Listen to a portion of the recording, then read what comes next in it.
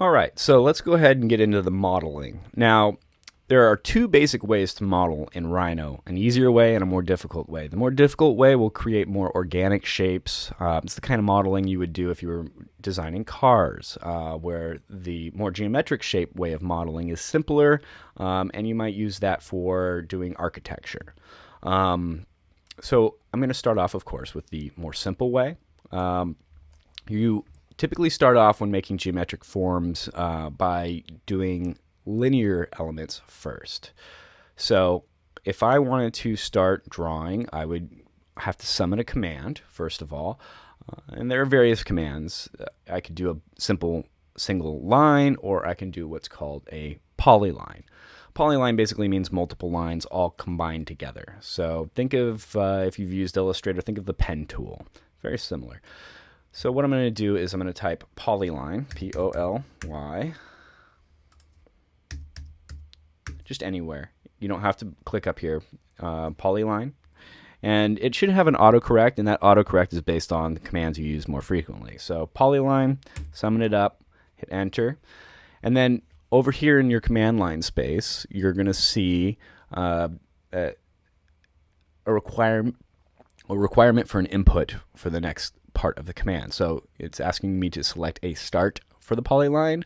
I can either click on my screen, or I can type 0. Typing 0 basically means that it's going to be where these green lines and this yellow line meet. That point right there on the grid is considered the 0 point. So if I type 0, enter, it'll automatically start the point right there. And then as I drag out this way, I can input. And so I zoomed out using my wheel, and now I'm right-clicking to kind of move things around. I can input the size of the object. So this wood block, if you look at the drawing that is up on Blackboard for the class called the Woodblock project, you'll notice that it is 1 foot 6 inches by 1 foot. So I'm going to now, you can either count each inch here, 1, 2, 3, 4, and so on, and then click where it goes, or I can type 1 apostrophe, which apostrophe in architectural notation basically means foot, 6. You don't have to put inches afterwards, because if you don't put an apostrophe, the computer knows you mean inches. So 1 apostrophe means 1 foot, 1 apostrophe 6 means 1 foot 6. So then I hit enter, and then I'm going to go up this direction, and so I'm dragging my cursor up because that's the direction I want to go, and then I go 1 apostrophe because I want to do 1 foot that way, enter, zoom out so I make sure that I can see my end, and then click, and then I come back this way, and this is where you can see the smart track, right? So if I approach something that lines up with this point here, my smart track's going to kick on, basically saying, oh, I know you want to go right here. So I can use that as a rule of thumb to click, but I notice a lot of times when people are starting out, they don't click in the right spot. So it's better to just say 1 apostrophe 6, which matches the bottom line, and then click and bring it down to our snap point here. When it says point, that's where we're going to snap to, so click. Okay, so this rectangle represents the footprint of our wood block. Now we're going to make it three-dimensional. So if I type a new command, which is extrude, which I believe is also, it's not on this. Wait. Okay, so let's just do it. Type it, EXT, and you start to see all these different types of extrude come up. Extrude curve is what we wanted to use, so if yours doesn't pop up like I do, just keep typing until it does. Extrude curve, it should look like that. And then I hit enter. And then it says select curves to extrude.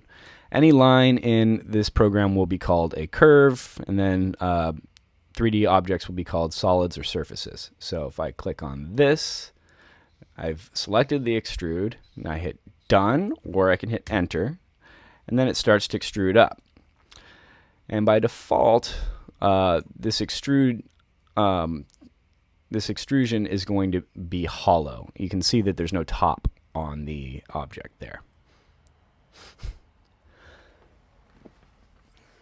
So it looks like just walls. So I want to make sure that I click on this little doohickey right here called solid. If I click on that, now when we look at it, you'll notice it's got a top. So being in the top view here is not great for extruding up because I can't see it. You can see it in the other windows, right? So I can click over, or not click, just move my cursor down here. Makes it a little bit easier to see that it's going up. And then it says extrusion distance. So how high up is this going to be? Again, we can either count 1, 2, 3, 4, 5, 6 and then click, or we can just hit 6, enter, and it'll make a block that is solid and has all of the top and bottom covered. So this object is now the size of the overall size of our woodblock project. Let me zoom out here so you can see this whole thing. Maybe I'll even pan this a little bit here, just keeping things organized. It's always good to keep things organized. Okay, so that's the first part.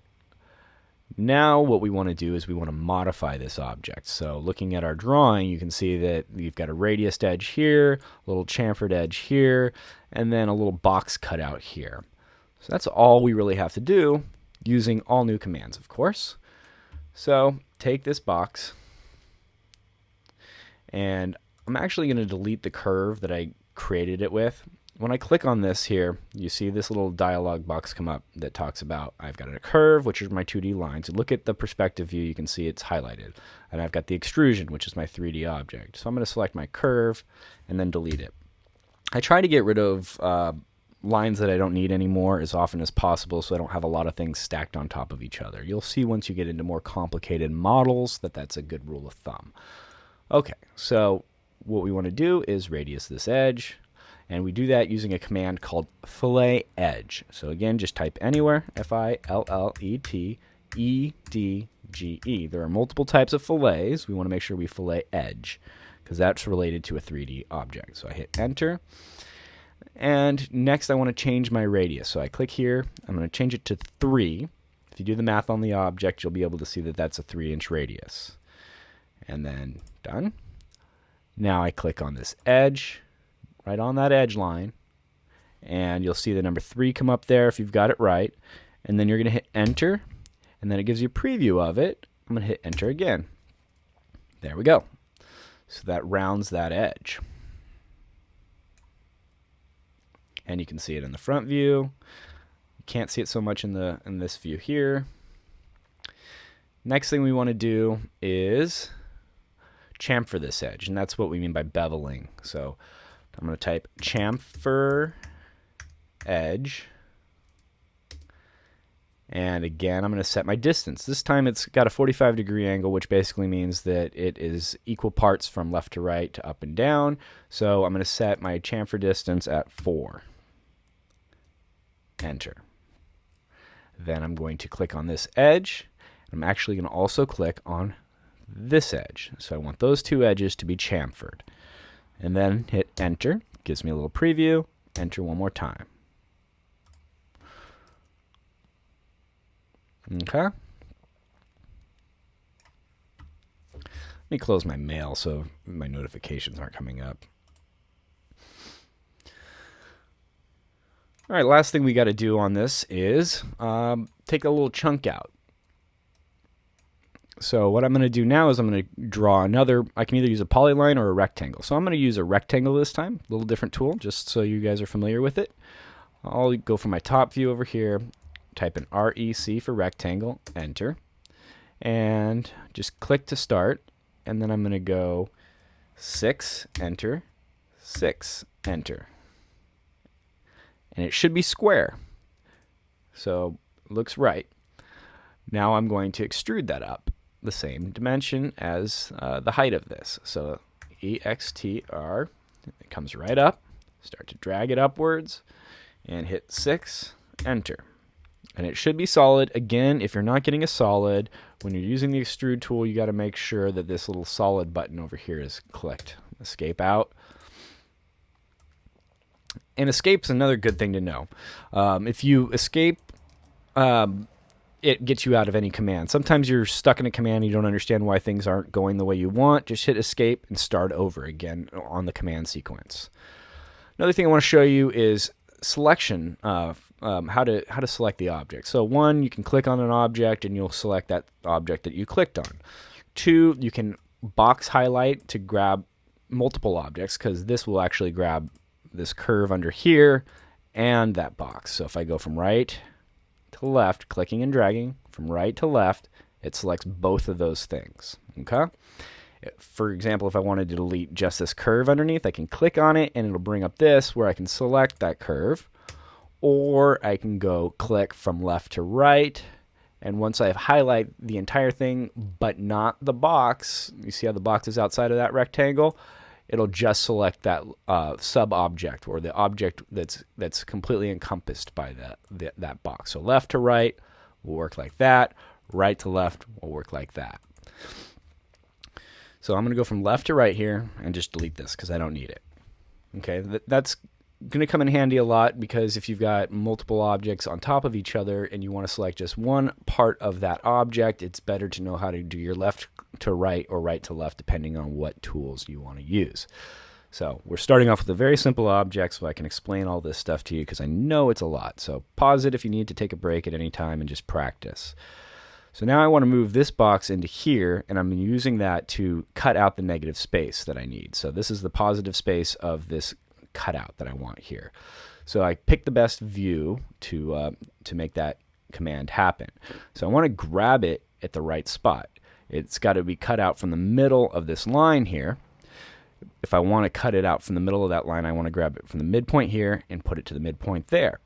That's going to be where your snaps come in handy. If I've got my midpoint turned on over here on the bottom, on the left side here, it will allow me to grab that midpoint. I'm going to turn the near off, because sometimes that near basically means it'll grab anywhere that it's hovering over. So I'll turn that off just to make sure it's a little bit more precise. Now I'm going to click on the object, or you can do this in any order. I can click on it and then type the command, or I can type the command move, enter, select the object to move. And the reason why we're not using the gumball here is because we want to be able to grab it from a specific point. So I selected the object to move, and then I hit enter, and then select where I want to move the object from. And I want to grab this midpoint here, and you can see it moving around. I've got my ortho turned on, so it's locked in at a 90-degree angle, which might make it seem a little funky, especially when I get it over here and it wants to kind of look funky. But that's fine, because the snaps are more important than the ortho. So if I get this lined up on the midpoint here, and you can see that it says mid, if I get it there and click, it'll place it right inside of the object. And if I wanted to, I could right click on this and change it to X-ray so you can see through it and see that object inside there. Or I can go to ghosted and still see the object. So now what we want to do is subtract this thing out. And subtraction, combining, all of those different types of commands are called Boolean commands in 3D modeling software. Boolean, the icon looks kind of like this. If I click on that little down arrow or click and hold, you'll get all of these different types of merging, intersections, all kinds of different ways of manipulating two objects to make them one. But I'm going to just type it so that you guys know the command. Boolean difference is what we're going to use. So Boolean difference, enter. And then I'm going to select the object I want to keep first. So click one time on that, and then we hit enter, and then we click one time on that, enter. And again, pay attention to my left clicks and my right clicks. Left click looks like that, right click looks green. Okay, so what we've got here is our woodblock design.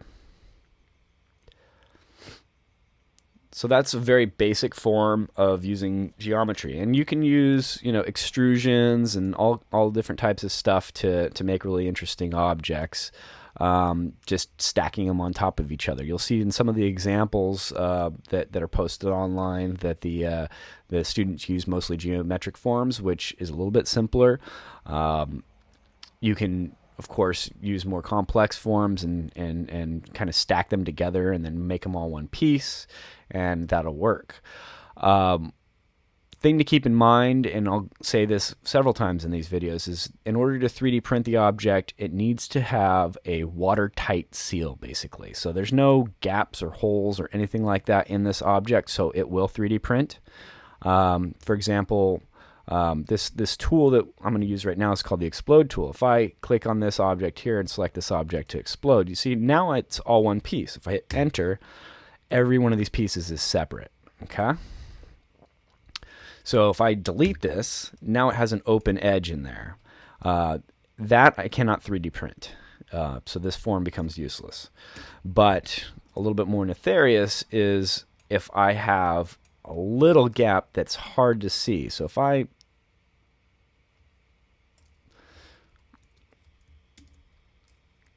let me turn off my grid snap here and just use the move tool. I'm just doing an example of something you might not see that might be wrong with your project. So if I start to move this 1/100th of an inch, barely moved over. Okay? Oops.